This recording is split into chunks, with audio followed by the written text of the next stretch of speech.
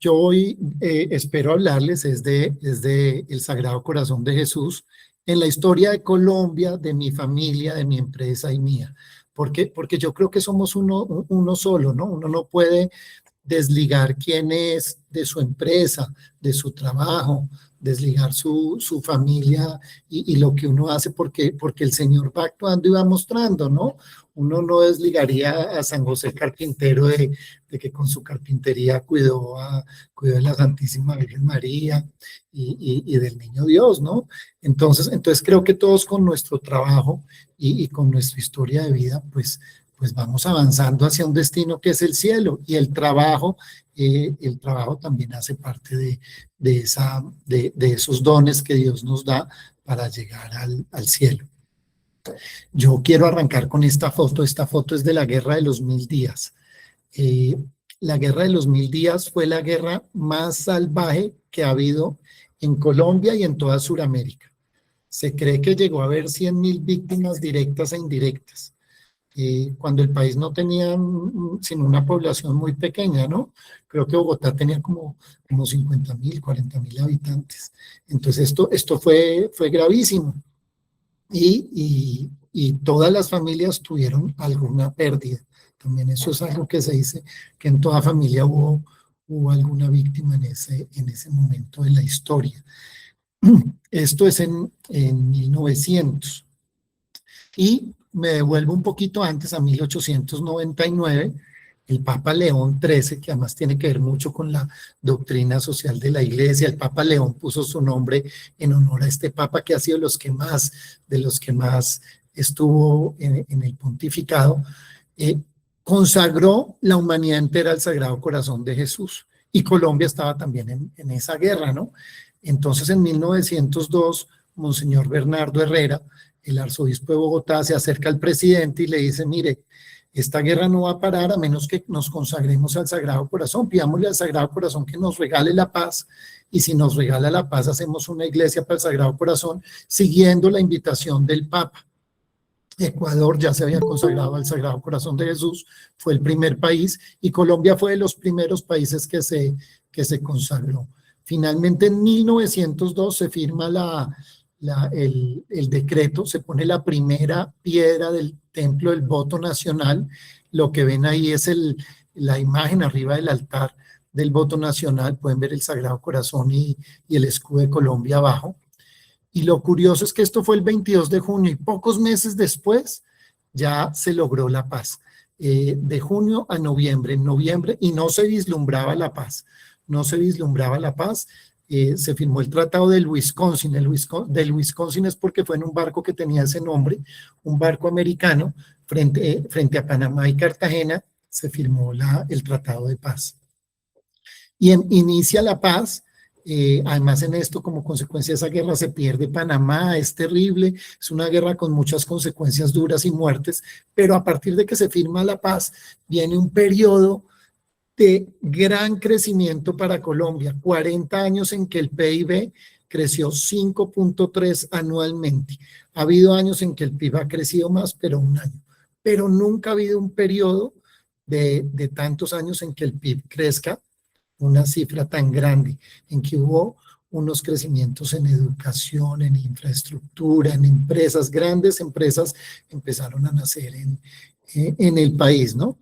Entonces, pues en mi familia, para ponerle ya un poquito de contexto también familiar, mi abuelo paterno había quedado ciego saliendo de un trapiche. Y el padre de ahí pues lo conocía a su familia, viendo que no iba a poder sobrevivir la familia, o sea que la tenía difícil porque un campesino ciego, pues imagínese.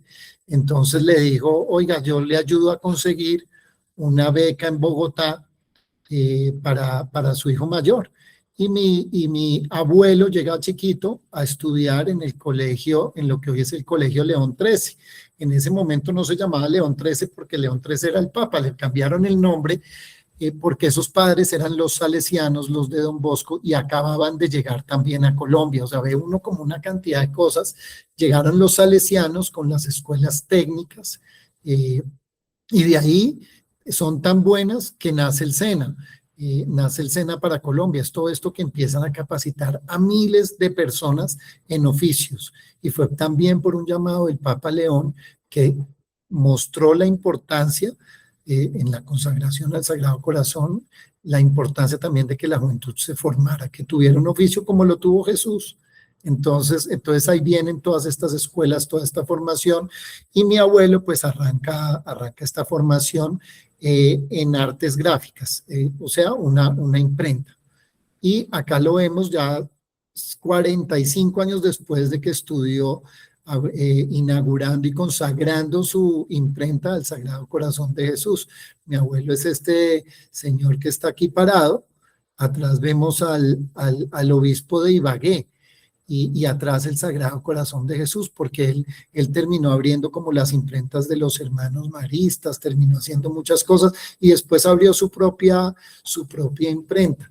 De manera que a mí cuando alguien me dijo que consagrara la empresa, a mí me pareció rarísimo, pero cuando yo le conté a mi papá, me dijo, pero sí, su abuelo también tenía la empresa consagrada al Sagrado Corazón, eso no es nuevo. Yo le dije, pero yo realmente no conozco a nadie en Colombia que consagre las empresas. Y resulta que uno mirando sí empieza a ver que nuestros abuelos siempre tenían el Sagrado Corazón en la casa, que Colombia, el Sagrado Corazón entronizado en las casas de familia era muy importante porque todo el mundo tenía mucha gratitud de ese milagro que hubo con la firma de la paz y de esa prosperidad que empezó a sentirse, esa generación de trabajo tan grande que hubo. Por eso es que estaba el Sagrado Corazón puesto en todas las casas de familia en Colombia. Por el otro lado, pongo esta foto. Mi otro lado, este era un lado santanderiano, el otro lado era paisa, que de la colonización antioqueña llegan a Caldas, luego llegan al Tolima, y esa foto es lo único que hay como de mi abuelo y su finca, cuando empezó ya la violencia de los años 50, y curiosamente el país empezó ya no a renovar siempre la consagración al Sagrado Corazón de Jesús, ya empezó a decir la gente, no, eso es para la iglesia, eso no es del país, eso no había necesidad de que el Estado haga esto. Esto no es nacional, eso es para el camandulero, para el rezandero, y empieza de nuevo una época que es la que se llama de la violencia en Colombia, ¿no? Que empieza en los años 50 muy fuerte, y él pierde su finca, se va a vivir a Ibagué y en Ibagué le da un infarto, pero tengo ahí la foto de mi abuelita, que mi abuelita pues abre un almacén en el centro de Ibagué, vendiendo cosas para decorar las casas y como lencería, cubiertos, platos, y con esto saca toda la familia adelante, ¿no? Entonces pues ahí quiero como mostrar un poco la historia de dos personas que trabajan, ¿sí? De dos personas que trabajan de una manera independiente, porque si nos vamos a nuestros abuelos no habían empresas y a los bisabuelos menos, de pronto habría una que otra, pero la gran mayoría de la gente era campesina, comerciante, que es el mismo concepto cuando uno tiene un trabajo de ser empresario, porque al final todos somos empresarios, todos nosotros somos empresarios. Tenemos proyectos personales para sacar adelante, tenemos nuestro proyecto familiar, tenemos un proyecto de educación, de que un hijo estudie en la universidad, de comprar una casa y de llegar al cielo. Eso siempre todos nosotros, cuando uno emprende, uno está buscando cómo vivir, uno está buscando cómo salir adelante, cómo brindarle sustento a la familia, y para eso pues se necesitan unas características que son del empresario, pero son de todo ser humano. Se necesita tener una visión, tener iniciativa, tener responsabilidad, resiliencia, disciplina, creatividad, adaptabilidad, perseverancia. Entonces, al final, todos tenemos un proyecto, todos tenemos una empresa que lograr, y tengamos una empresa legal para el trabajo, ¿no? Tenemos una empresa que es nuestra familia, que es llegar al cielo, y eso me parece importante. No todo el mundo debe constituir una empresa, pero todo el mundo debe trabajar con responsabilidad, todo el mundo debe ser resiliente, todo el mundo debe tener disciplina. Uno no puede ser uno en el trabajo y otro en la familia, y decir yo le doy toda mi familia y en el trabajo no doy nada. Entonces es algo importante de la coherencia de vida, de la responsabilidad, del esfuerzo. En mi caso, pues ahí tengo una foto, tengo unas foticos, esta foto es con mi familia en Medellín, en el Museo del Castillo. Esta es con yo, entonces, pues mi primera empresa es mi familia. Mi segunda empresa, tengo 23 años con ella, es una escuela para extranjeros que está en Bogotá, Cartagena, Medellín e Ibagué. Traemos gente de todo el mundo a vivir a Colombia durante un tiempo y aprender español, que se enamoren de Colombia, que se enamoren de Colombia, generar trabajo a través del turismo, que aprendan la lengua. Entonces tenemos profesores en todas las ciudades, tenemos turismo, guías turísticos, hacemos labor social con ellos. Les mostramos pues cómo también la iglesia sirve en muchos lugares, porque hay muchos países que han venido perdiendo la fe y le ven mucho a la iglesia, pero han venido olvidándose un poquito de esto. Soy presidente de la Fundación Pontificia Ayuda a la Iglesia que Sufre, entonces estoy en la Junta desde hace 10 años y como presidente desde enero me toca ir a muchas zonas de misión a llevar ayuda, y aunque esto sea una fundación sin ánimo de lucro, no quiere decir con ánimo de quebrarse, porque tenemos empleados, tenemos nómina, tenemos que pagar impuestos, tenemos que hacer muchas cosas como cualquier empresa. Entonces también es un proyecto que requiere trabajo, disciplina, gente buena. Con un grupo de amigos fundamos Dios en la Empresa en Colombia. Esto se llama His Way at Work, que es un apostolado de Estados Unidos que fundó un empresario muy exitoso y se dio cuenta que Dios le pedía, tuvo una conversión y se dio cuenta que Dios le pedía evangelizar el mundo de las empresas. Entonces trajimos durante la pandemia ese apostolado a Colombia, son 6 empresarios. Hoy en día son 75 empresas afiliadas, a Dios en la empresa, y tratamos de entre todos ayudarnos a poner a Jesús en el centro. Por el otro lado, tengo este apostolado que funciona una vez al año, 40 días como esta vez, que son las empresas consagradas al Sagrado Corazón de Jesús. Es algo totalmente gratuito, funciona totalmente orgánico, como ustedes que coordinaron la Eucaristía de Buga. Así algún empresario en algún lado dice, yo la hago aquí, yo la hago allá. Esta es la misa en Bogotá el año pasado, se consagraron 1.600 empresas el año pasado. De las 1.600 empresas, yo pienso que unas 1.200 fueran en Bogotá y el resto en total en 9 países, en 80 lugares, y es algo bonito, es algo porque es importante que el empresario, digamos, nos dimos cuenta especialmente en la pandemia. Algunas empresas les fue muy bien con la tecnología, a otras nos fue muy mal. Yo, una empresa de turismo, pues muy mal, ¿no? Entonces el empresario está muy solo y en los problemas, en los problemas uno dice, ¿qué hago? Y estar con otros ayudándose, pues siempre es bueno.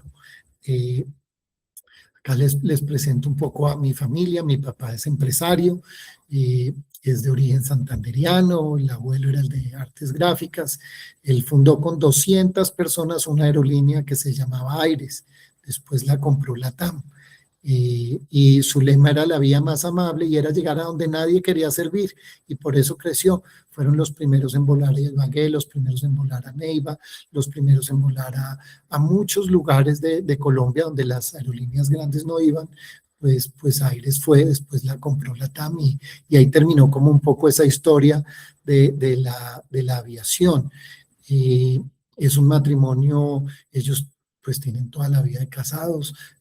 Yo tengo 53, entonces ellos deben tener por ahí 56 años de casados, amorosos, de fe. Ambos les tocó muy duro porque mi abuelo, como les conté, materno, pues se murió de un infarto, mi mamá muy joven, mi abuelita con el almacén sacando todos los hijos adelante.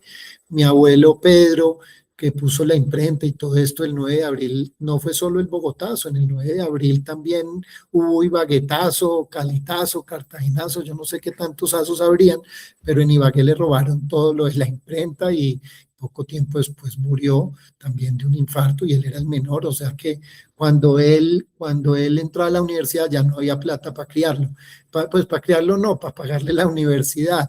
Entonces mi abuela pues vendió alguna cosita, él pidió un préstamo y con eso logró salir adelante.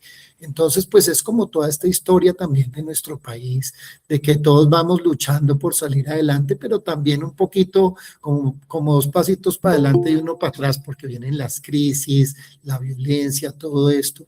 Pero si yo miro hacia atrás y pienso que mi abuelo duró 15 días caminando para llegar a Bogotá, porque no podía venirse en mula, porque la mula que tenía en Oiva no tenía cómo devolverla porque él venía a estudiar, ¿sí? Y que terminó pues conociendo el avión, uno dice, pues sí ha habido progreso, ¿no? Así él haya muerto de pronto en un momento que se haya quebrado por la violencia, por todo esto, pues los hijos salieron adelante, ¿no? Y mi mamá también, lo mismo.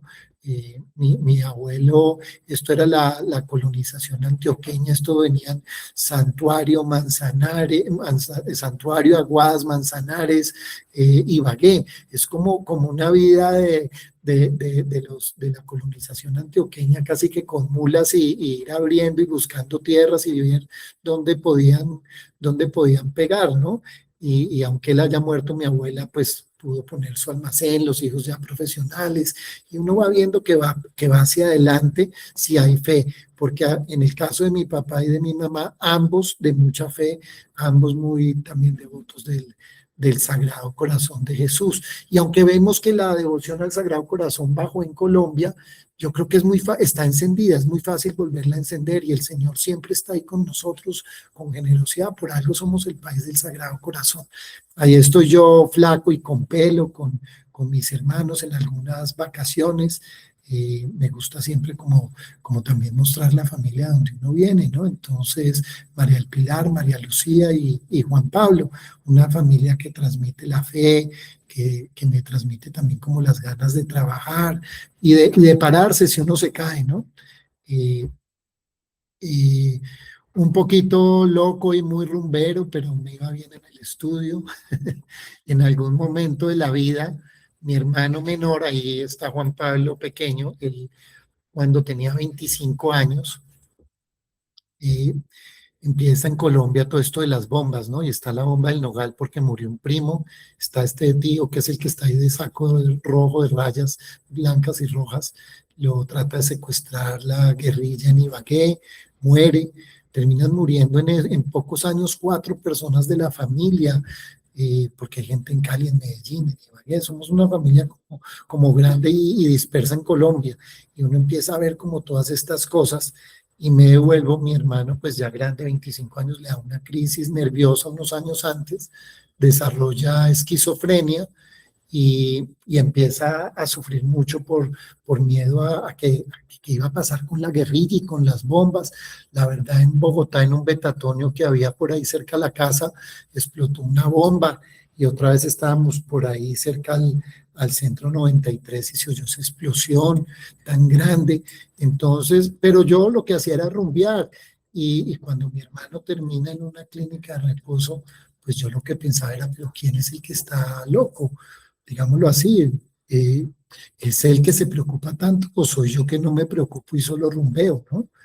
En medio de todo esto conozco a Sandra Tamayo, mi esposa, preciosa, un regalo de Dios, los dos un poquito de mucha fe, pero viviendo mal, ¿no? Un poco viviendo mucha rumba, viviendo de una manera muy como light en ese momento.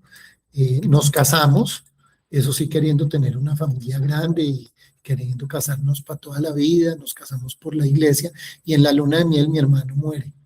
Mi hermano muere de una caída. Se cae él veía cosas que no existían, entra en depresión fuerte cuando yo me caso porque dice que nadie va a dormir con él y le va a decir que las cosas que él se imagina o ve no son ciertas, porque él se imaginaba que venía un ataque de la guerrilla o que alguien le hablaba. Esto fue una enfermedad mental muy rápida y muy fuerte y se lo llevó muy, muy, muy rápido. Con Sandra, entonces, bueno, casados, tuvimos nuestro primer hijo, le contamos a todo el mundo que estábamos embarazados, pues el bebé no nació y lo perdimos, luego quedamos otra vez embarazados, lo perdimos, luego quedamos otra vez embarazados, lo perdimos. Y entonces mi esposa saliendo de un retiro me dijo, mira, mi amor, eh, lo que, lo que Dios quiere es que nuestros hijos sean del corazón, hijos del corazón de Jesús. Y yo, bueno, ¿y qué quiere decir eso, mi amor? Entonces, nosotros vamos a adoptar de una, y yo listo, de una, vámonos a adoptar. Entonces, esto es un proceso largo con el bienestar familiar, ¿no? Esto es psicólogo, trabajador social, eh, test, formularios, procedimientos. Y bueno, lo fuimos haciendo. Y nuestros hijos son hijos del corazón. Cuando, pues, hacia el año 2011 era la beatificación de San Juan Pablo II, en ese momento todavía no era santo, sino iba a ser beato. Entonces con mi esposa pues ya llevamos un tiempo en todo este proceso de la adopción y dijimos, oiga, pues es el papa de la familia, el papa que más nos tocó en la vida, vámonos a la beatificación de él a pedirle por nuestra familia. Y me gusta aquí hablar de Santa Faustina. Santa Faustina es la primera santa de este milenio. El Papa Juan Pablo II la canoniza, la nombra santa en el año 2000 y dice que hay que mirar a esta santa para que para que la humanidad encuentre paz. Y el mensaje de Santa Faustina es que hay un Dios que es todo misericordia y que a Dios hay que verlo como un papá amoroso. Entonces es un mensaje muy lindo. Vamos a la beatificación de él. Y volviendo a Colombia, de esta peregrinación y también por algo de trabajo de turismo, por lo que les cuento que mi empresa pues es de turismo internacional, me toca vender afuera. Aunque vendo sobre todo es digital por internet, pero de vez en cuando tengo alianza afuera. Regresando a Colombia, paramos en la ciudad de Valencia. La patrona de Valencia es la Virgen de los Desamparados y es la Virgen que ustedes ven acá. Y un señor nos dijo, ay, ustedes son colombianos. Y nosotros, sí, somos colombianos. Si es que yo amo a Colombia. Yo soy voluntario en la catedral. Nosotros, qué bien. Yo también soy voluntario en la catedral de Bogotá. Entonces dice, pues yo los adopto a ustedes. Hoy es la fiesta de la Virgen. Y nos llevó frente a la Virgen de los Desamparados. Entonces mi esposa le preguntó, ¿y por qué de los desamparados? Y yo, mi amor, porque ampara. Entonces el Señor dice, no, pero espere y les cuento bien la historia. El nombre viene porque amparó a dos niños huérfanos, a dos gemelitos, los amparó y la Virgen se encarga de buscarles papás a sus hijos. Ella los cuida mientras los consigue. Si ustedes ven en la imagen, hay un par de bebés de pañales. Esto fue el 8 de mayo, aquí corro esto para que lo vean, mayo 8 del 2011. Y nos trajimos la imagen felices, porque nos encantó y Sandra lloró. Entonces, bueno, búscanos los hijitos que tú quieras, ¿no? 9 meses después exactamente, el 8 de febrero del 2012, nos llaman y nos dicen, ustedes son papás de un par de gemelos. Sus hijos se llaman Jesús y Juan. Entonces nosotros, pues a veces cuando uno da testimonio y no cuenta esta historia, la gente le dice, ay, ¿sus hijos cómo se llaman? Jesús y Juan. Ay, fanáticos. Los nombres de mis hijos no los pusimos nosotros. Vienen del corazón de Dios. Y, y pues esto fue un regalo de Dios. Han sido un regalo para nosotros. Alguna vez le hicieron bullying a Juancho y le dijeron que él era adoptado. Y él se quedó aterrado y dijo, pero es que usted no adoptaba a sus papás.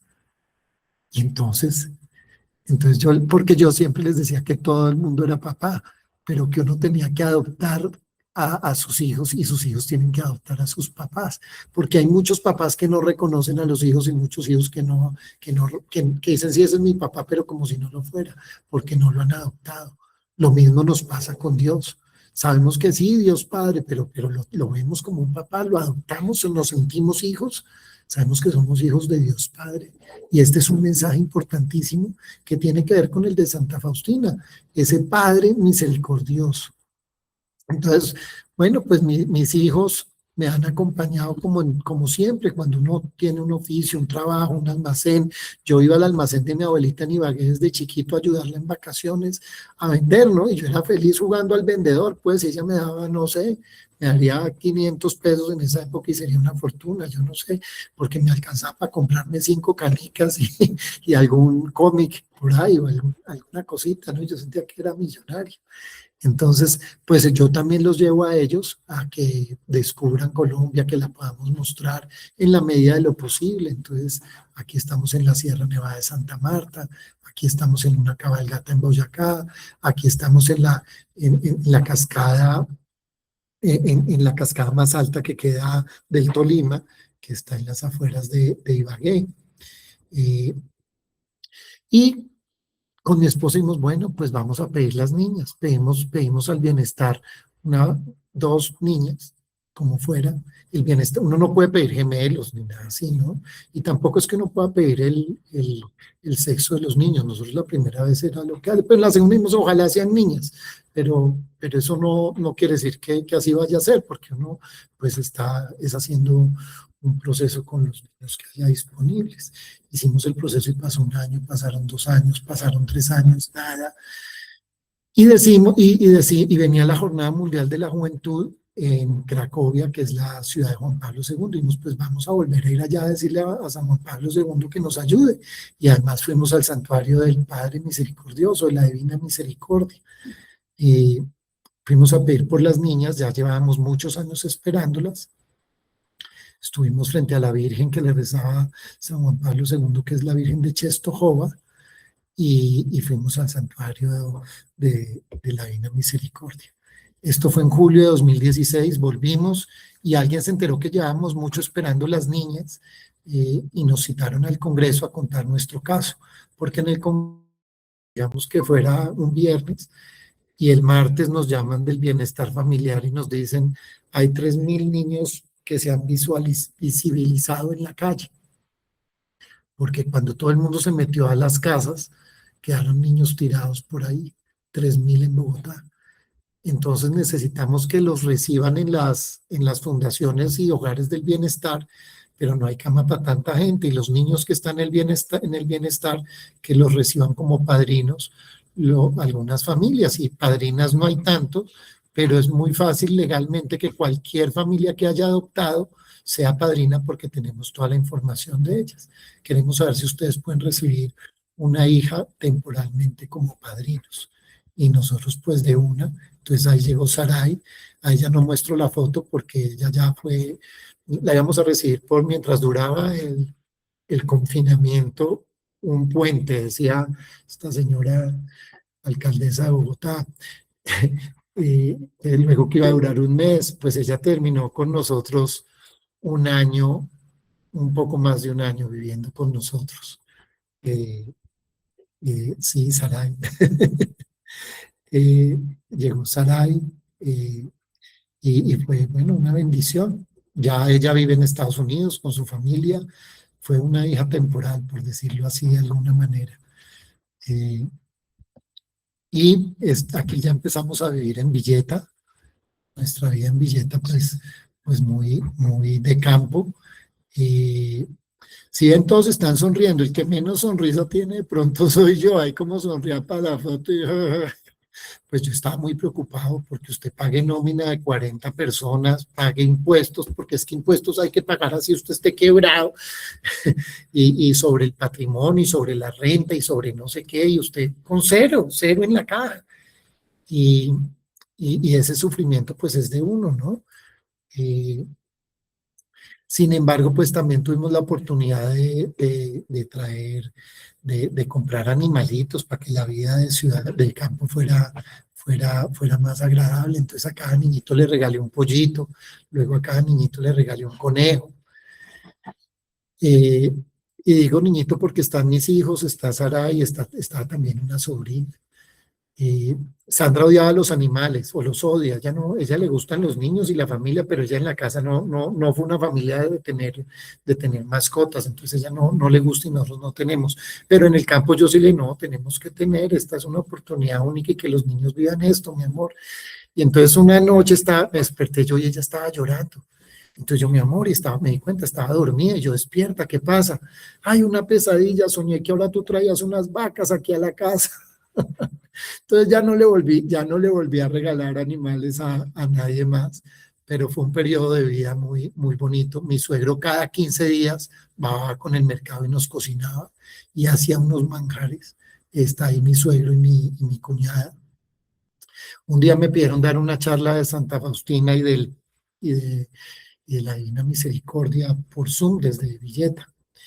Y yo siempre le decía a todo el mundo que cuando uno habla de este Padre misericordioso y cuando uno muere se va a encontrar con Jesús así como en esta imagen y lo va a abrazar, porque no va a ser un juez, sino va a ser un juez misericordioso y Jesús va a estar ahí, nos va a recibir de un abrazo. Yo siempre decía esto, pero cuando estaba dando esta charla, me llegó más la otra frase, que la otra parte de la frase, que es: a las almas que propagan la devoción a mi misericordia, las protejo durante toda su vida como una madre cariñosa a su niño recién nacido. Y yo vi que ya había pasado un año en Villeta y no me había faltado nada, y que no había hecho sino llorar y dormir y comer, que yo era un bebé y que mi familia no le había faltado nada durante todo ese tiempo, que había logrado pagar mis obligaciones, endeudándome, pedir préstamos, pero que en general todo estaba bien.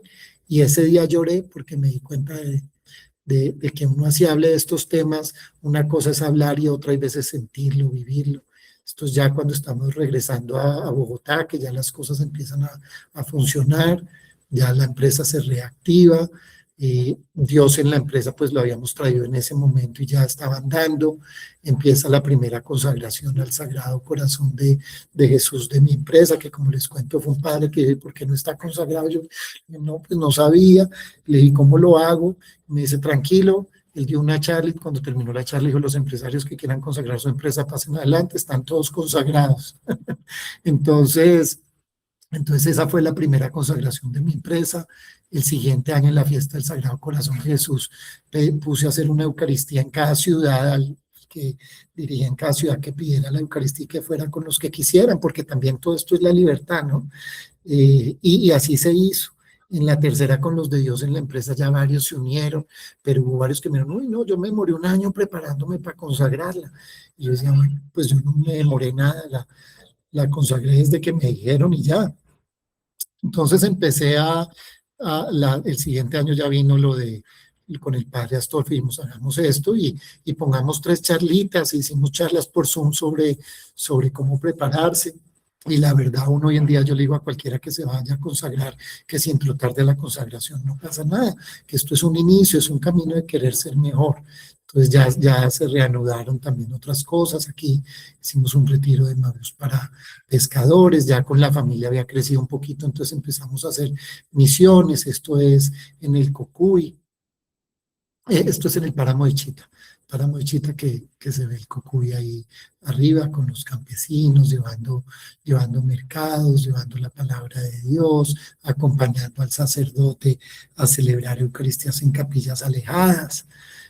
Vemos regiones, esta señora con coto, esa enfermedad fue erradicada hace más de 100 años y solo queda en sitios muy extraños.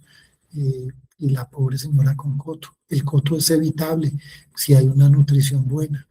Y bueno, esto es una capilla a 3.900 metros de altura.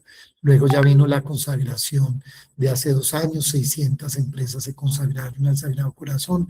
Ahí ven todos los empresarios con su cuadrito. Luego ya con la iglesia que sufre, pues llevo 10 años, pero me gusta mucho hablar de cómo el Señor con su corazón llora y hay que consolarlo, porque el corazón de Jesús, a veces nos imaginamos a Dios solo como todopoderoso, pero también conviene imaginárselo como un hombre que llora por sus amigos. Lloró cuando murió Lázaro, que se sintió traicionado por Judas, y que se llenó de rabia al ver lo que hacían en el templo, porque también tiene un corazón humano. Dios se hizo humano y su corazón es de perfecto hombre. Entonces también hay que consolarlo y hay que ir donde sufre. Entonces vemos estas bombas este fue un ataque en Mozambique. Esto es Nigeria, 200 niñas de un colegio católico secuestradas por Boko Haram, por el Islam. No pueden vivir la fe.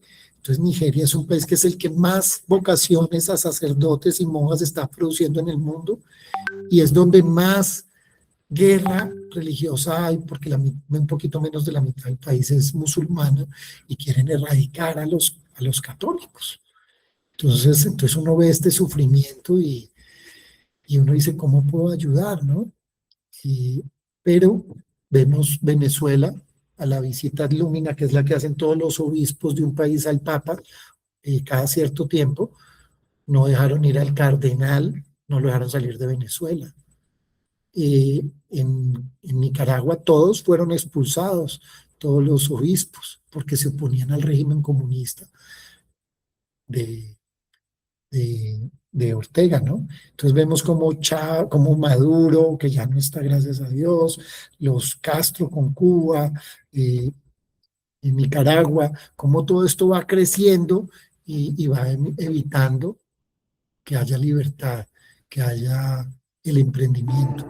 En Cuba yo traté de poner la escuela de español y es prohibido. Tú no puedes abrir ciertas empresas en Cuba, y menos como extranjero. Pueden ellos, pero ellos ¿qué pueden si no tienen nada? Y todo está, la plata toda a cuentas donde el Estado les quita de una vez un montón.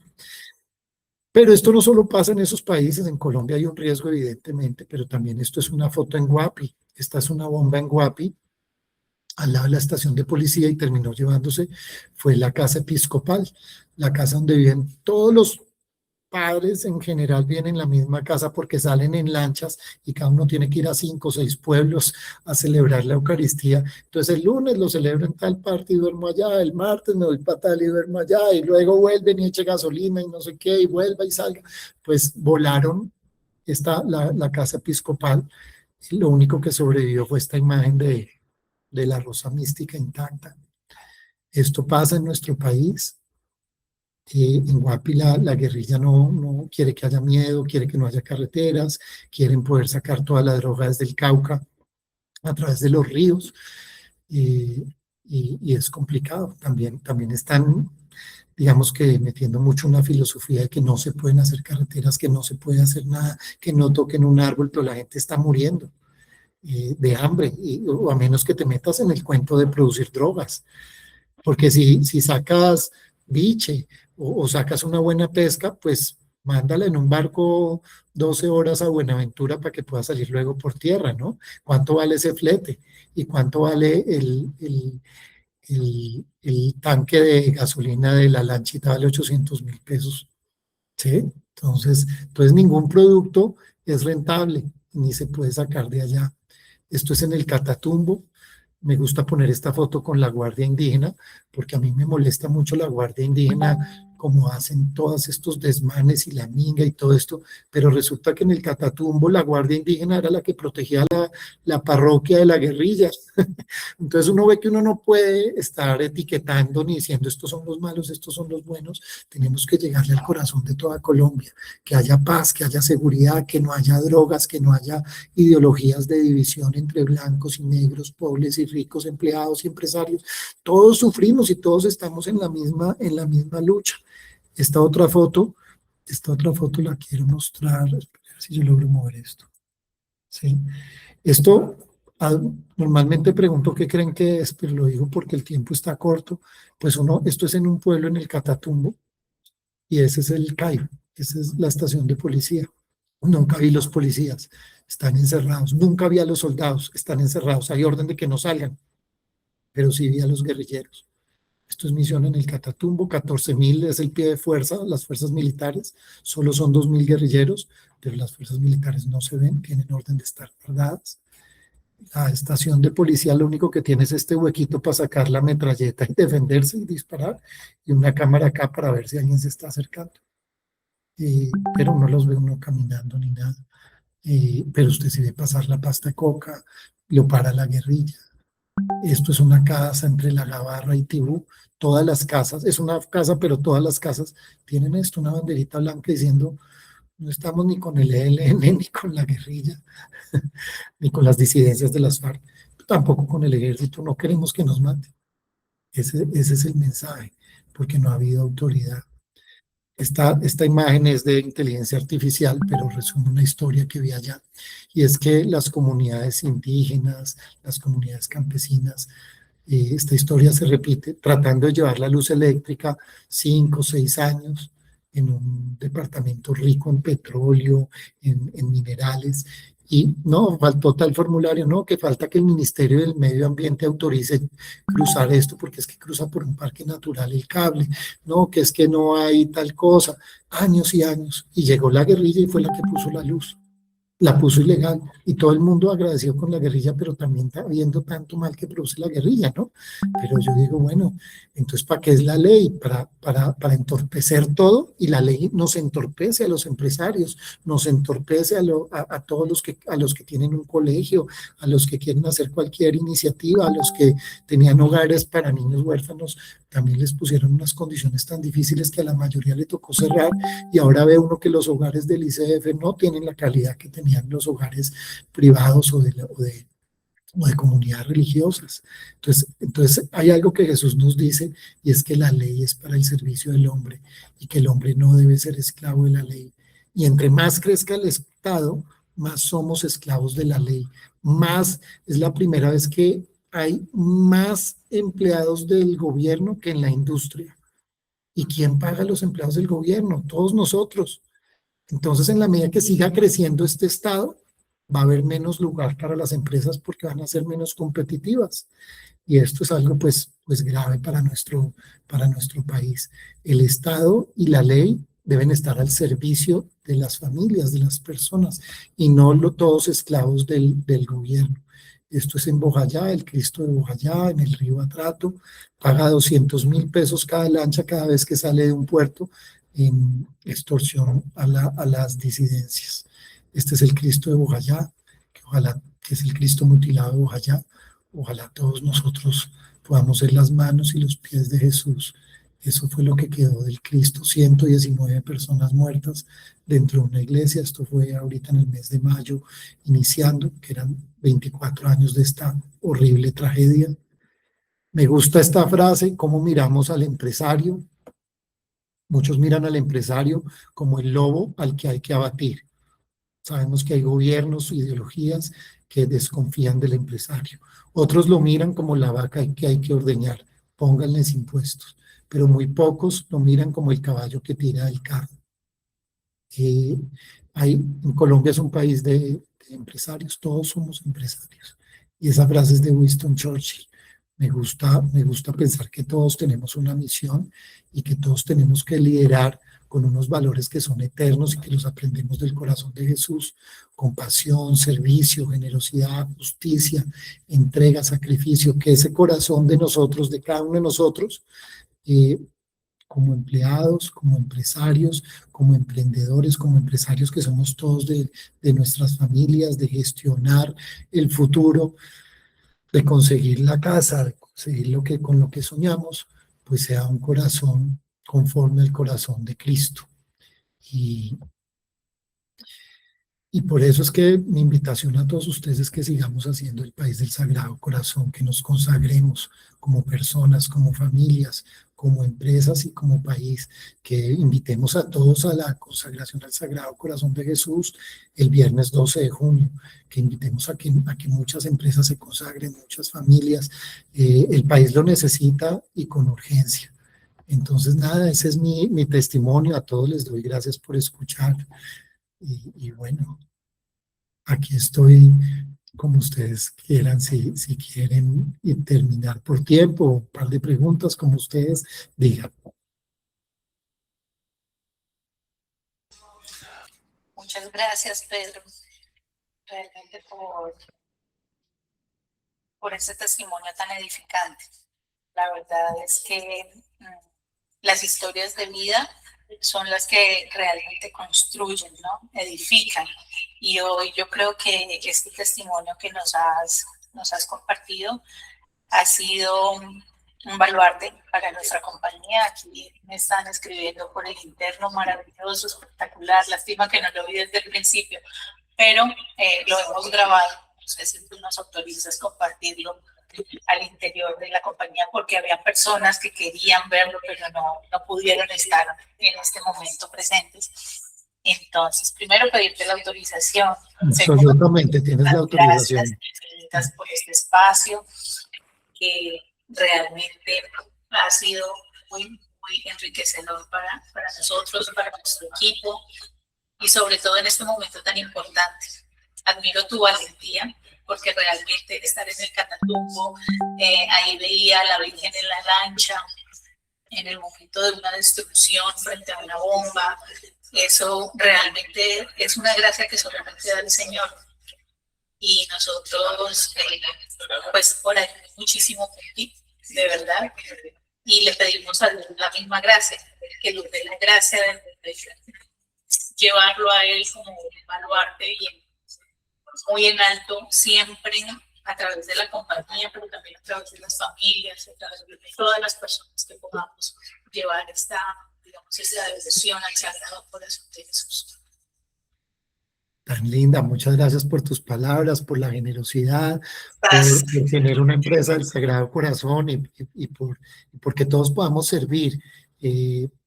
Empresas donde permitan servir y donde la fe esté abierta son ocasiones de crecimiento, ocasiones de, de acercarnos más al cielo y de ayudarnos todos, de entender que hay un propósito superior, porque bueno, lo hemos hablado mucho en la consagración, ¿no? Las empresas son un sueño de Dios para construir dignidad, para crecimiento humano, para nuestros hijos, para los más pobres también, nuestras ayudas.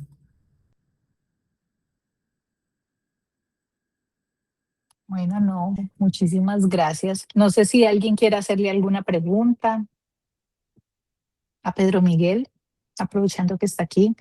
Muy hermosa la historia de tus hijos, de verdad que a veces nos empeñamos en creer que nuestros hijos tienen que ser de la manera que nosotros queramos, ¿no? Pero Dios tiene planes maravillosos e infinitos y las confirmaciones que te ha dado de que realmente son un favor de Él y que Él escuchó las súplicas y el ruego que ustedes tenían por esos niños, realmente una bendición. Y así obra Dios. A veces nosotros queremos una cosa y Él tiene un plan totalmente diferente y seguramente ese testimonio tan grande que tienes es con el fin de seguir construyendo esa fe en tantas personas, acercando a tantas almas a Dios. Y bueno, maravilloso, de verdad.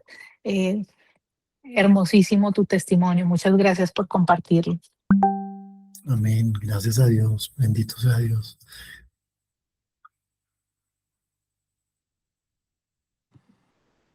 No, yo la verdad es que quedé sin palabras. Pedro, qué hermosura, de verdad, Dios te bendiga, me llegó al alma, al corazón, que Dios nos regale esa gracia de servir y de servir y de servir al que tenemos al lado, de verdad que es admirable todo lo que el Señor te ha regalado, como obra de una manera tan explícita, tan maravillosa. Gracias por compartir, de verdad que estamos muy bendecidos también con la consagración que estamos haciendo. Para nosotros ha sido muy especial. Y bueno, no, yo pienso que si nadie tiene ningún comentario por hacer, nos gustaría quedarnos un momentico contigo, con Isabel, y si alguien quiere mencionar algo adicional, pues estamos para escuchar.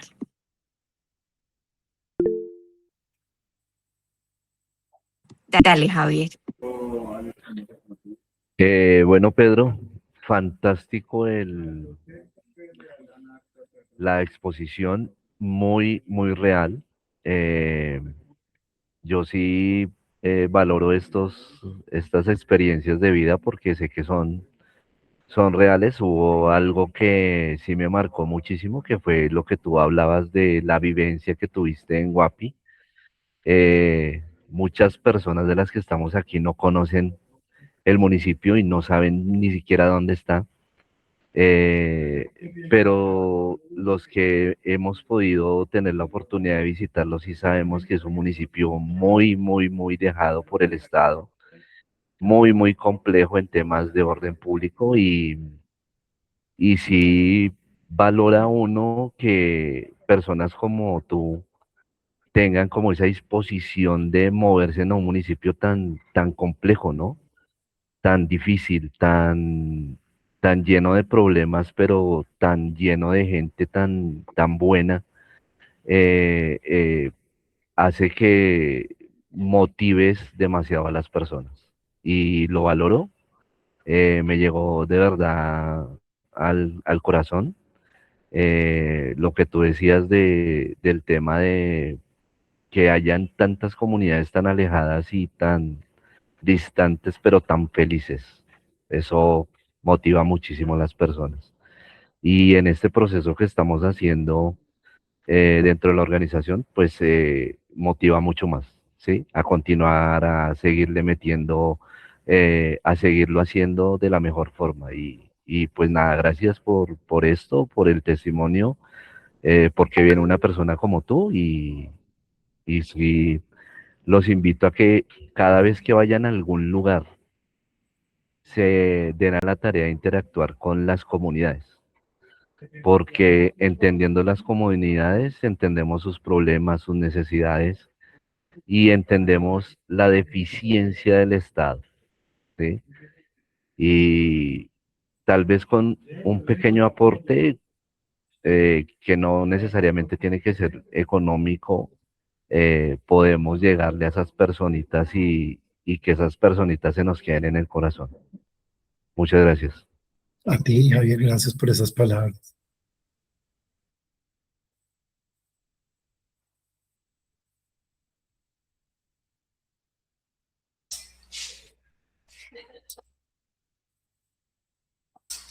Bueno, muchas gracias entonces por asistir al espacio, a todos los que se unieron en esta mañana. Y bueno, que este testimonio se quede en nuestro corazón y nos llene de esa vitalidad de Dios para seguir adelante. Un abrazo para todos.